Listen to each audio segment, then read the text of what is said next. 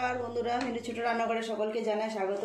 সকালবেলা বাজার থেকে আমাদের শুনে মাছ নিয়ে এসেছে, অনেকটা মাছ নিয়ে এসেছে। মাছগুলো রঙগুলো কত সুন্দর দেখুন, যেন মনে হচ্ছে কেউ রং করে দিয়েছে। এই মাছগুলো ঝাল খাওয়া হোক, ভাজা খাওয়া হোক বা পেঁয়াজ কলি দিয়ে তরকারি খেতেও খুব ভালো লাগে। আজকে আমি পেঁয়াজ কলি দিয়ে তরকারি করবো। এই মাছটা নিয়ে এসেছে আর এই যে টাটকা টাটকা পেঁয়াজ কলি এনেছি। এর মধ্যে আরও অল্প একটু সবজিও দেবো। মাছগুলো পরিষ্কার করে নেওয়া হয়ে গেছে, সবজিগুলো আগে কেটে নেব, নিয়ে রান্নাটা শুরু করব। পেঁয়াজ কলি ভাজা খেতেও যেমন ভালো লাগে, এই রকম মাছ দিয়ে চচ্চড়ি খেতেও কিন্তু খুব ভালো লাগে। এই রকম ছোটো ছোটো করে কাটছি, খুব বেশি বড় কাটবো না।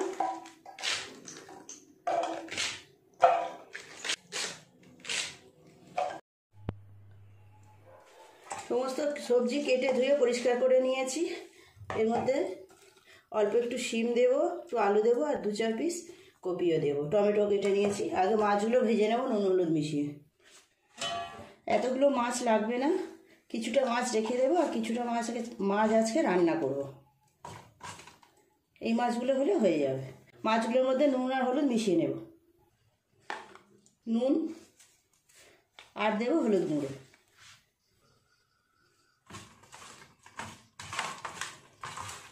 কড়াই গরম হয়ে গেছে, তেল দিয়ে দেব। তেল গরম হয়ে গেছে।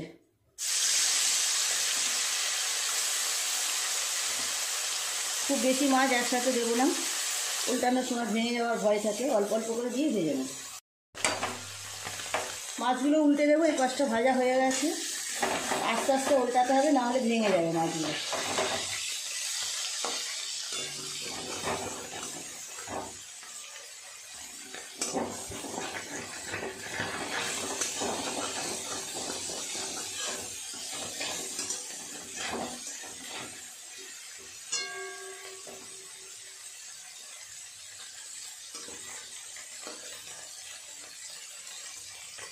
মাছগুলো ভাজা হয়ে গেছে, তুলে নেব।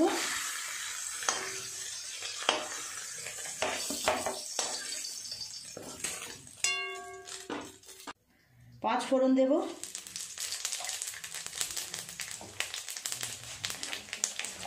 সমস্ত সবজিগুলো একসাথে দিয়ে দেব।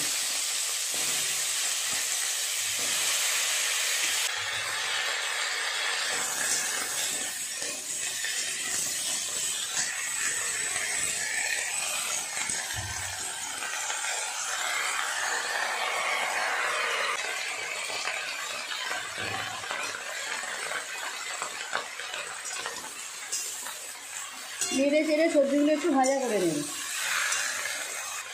টমেটো,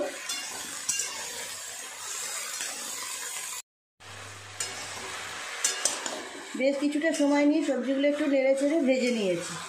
এক এক করে মশলা দিয়ে দেব। মশলা বলতে আর কি, হলুদ গুঁড়ো, নুন, লঙ্কা, এগুলো। লঙ্কা গুঁড়ো আর দেবো স্বাদ মতো নুন। 1/2 চামচেরও কম নুন দিলাম। এই সবজিগুলো থেকে ভীষণ জল বের হয়, আর সবজিগুলো কমেও যাবে জল বেরিয়ে, ওই জন্য অল্প করে নুন দিলাম। সবজিগুলো এইভাবে একটু নেড়ে চেড়ে নিয়ে জল ঢেলে দেবো। এই রান্নায় খুব বেশি মশলা দেওয়ার দরকার পড়ে না, অল্প মশলা দিয়ে রান্না করলে এগুলো বেশি ভালো লাগবে খেতে।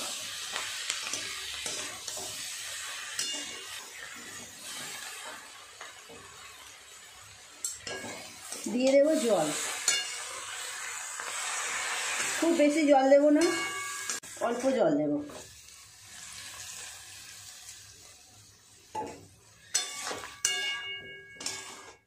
চাপা দিয়ে দেবো, সবজিগুলো একটু সিদ্ধ হয়ে যাবে ভালোভাবে।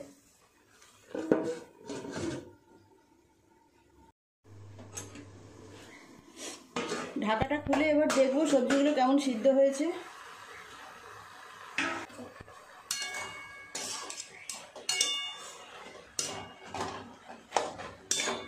এবার মাছগুলো দিয়ে দেবো।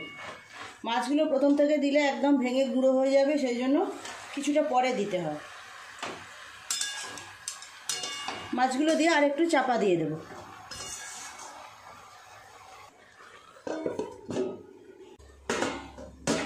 মাছ দেওয়ার পর আরও কিছুক্ষণ এইভাবে ঢাকা দিয়ে রেখেছিলাম।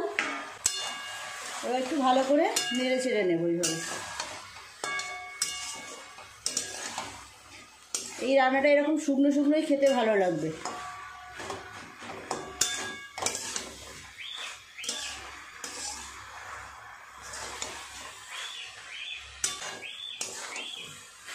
রান্নাটা পুরোপুরি হয়ে গেছে, একটু ধনেপাতা ছড়িয়ে দেবো উপর থেকে।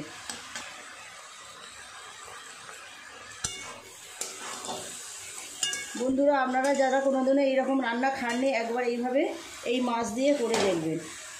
পেঁয়াজ কলি বেশ সুন্দর খেতে লাগে। নামিয়ে নেব, হয়ে গেছে। এই জায়গায় নামিয়ে নেব। শুকনো শুকনো ভাত দিয়ে এইরকম চচ্চড়ি খেতে কিন্তু খুব ভালো লাগবে। বন্ধুরা দেখুন, তৈরি হয়ে গেল শীতকালের একটা স্পেশাল রান্না, পেঁয়াজ কলি দিয়ে আমুদি চুনি মাছের ঝাল।